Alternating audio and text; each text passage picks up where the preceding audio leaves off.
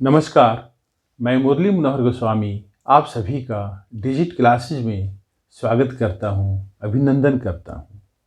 आज हम लोग सीखेंगे गुणात्मक प्रतिलोम, मल्टीप्लाइकेटिव इन्वर्स। यह बहुत ही छोटा टॉपिक है, लेकिन आप लोगों के लिए बहुत इम्पॉर्टेंट है। What is multiplicative inverse? गुणात्मक प्रतिलोम क्या है? जब दो संख्याओं का गुणनफल एक होता है, तब प्रत्येक संख्या एक दूसरे का गुणात्मक प्रतिलोम कहलाता है। If multiplication of two number is one, then each number is known as multiplicative inverse of the other. For example, यदि a गुना b बराबर 1, तब a और b एक दूसरे का गुणात्मक प्रतिलोम व्युत्क्रम है। इसे और अच्छे ढंग से आप इस तरीका से समझ लें। यदि a गुना b बराबर 1 है, तो इसे आप इस तरीका से लिख सकते हैं, a का व्युत्क्रम क्या होगा? b,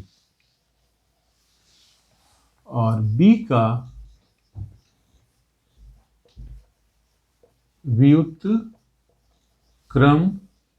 बराबर a। a और b दोनों एक दूसरे का व्युत्क्रम है। मल्टीप्लाइकेटिव इन्वर्स को और अच्छे ढंग से समझने के लिए और मैं एग्जांपल्स लेता हूं, जिसे आप लोग बहुत ध्यान से माइंड कॉन्सेंट्रेट करके देखेंगे। नंबर 1, a गुना 1/a बराबर कितना होगा? 1 होगा, क्योंकि a और a जब कट जाएगा तब कितना आएगा? 1 आएगा। तो हम लोग यहां पर a का व्युत्क्रम,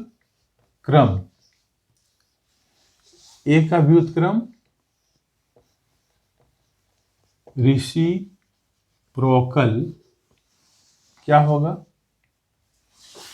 a का व्युत्क्रम क्या होगा? 1/a। और 1/a का व्युत्क्रम क्या होगा?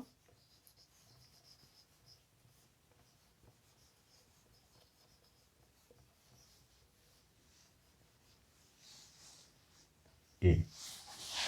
सेकेंड एग्जाम्पल, 3/4 गुना 4/3 बराबर कितना होगा? 3/4 गुना 4/3 बराबर 1 होगा, क्योंकि 3 और 3 कट जाएगा, 4 और 4 कट जाएगा, तो 1 बचेगा। हम इसे इस तरीका से लिख सकते हैं, 3/4 का व्युत्क्रम क्या होगा?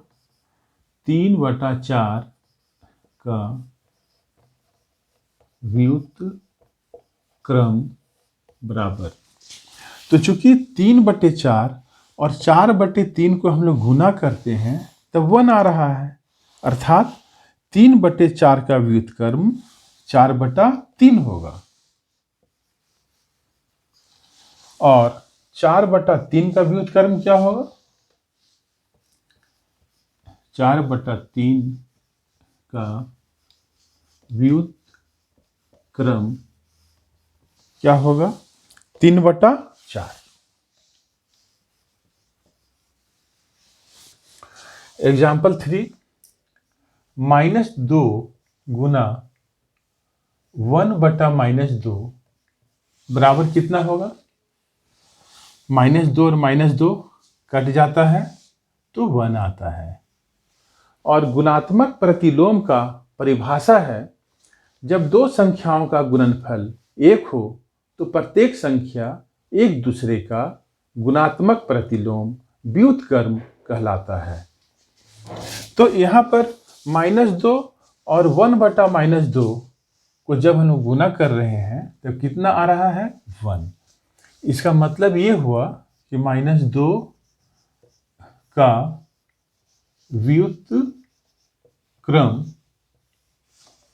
व्युत्क्रम दैट मीन्स रिसिप्रोकल कितना होगा? -2 का व्युत्क्रम या रेसिप्रोकल कह सकते हैं, कितना होगा? 1/-2 1/-2 और 1/-2 का व्युत्क्रम क्या होगा?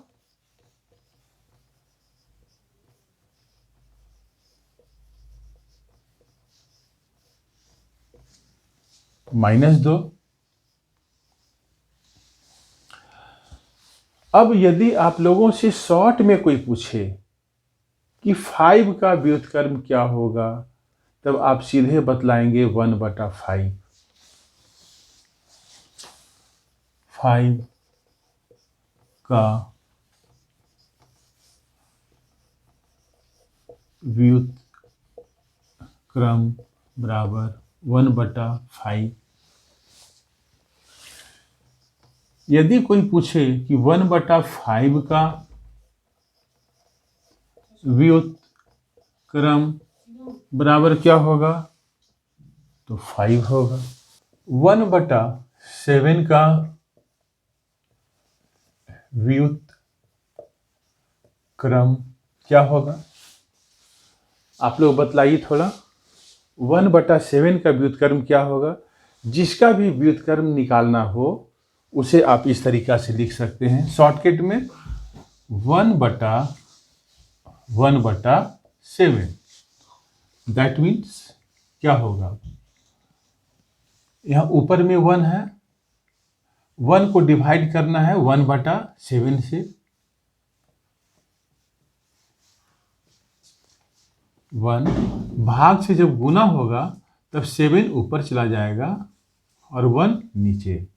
That means 7। 1/7 का व्युत्क्रम रेसिप्रोकल 7 होगा। 1/b का व्युत्क्रम बराबर क्या होगा? अब आसानी से आप कह सकते हैं कि b होगा।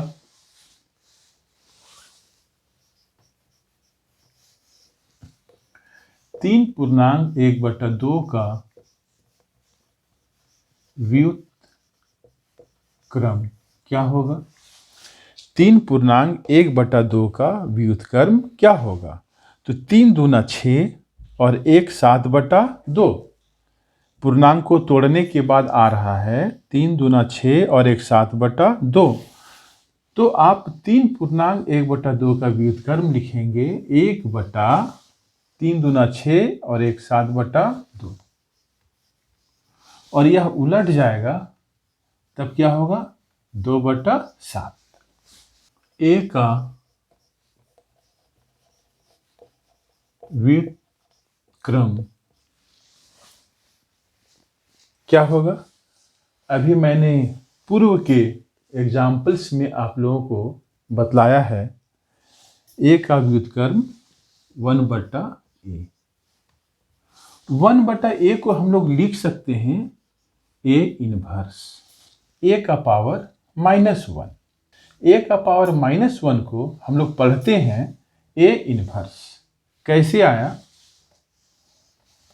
1/a दैट मीन्स a का पावर 1।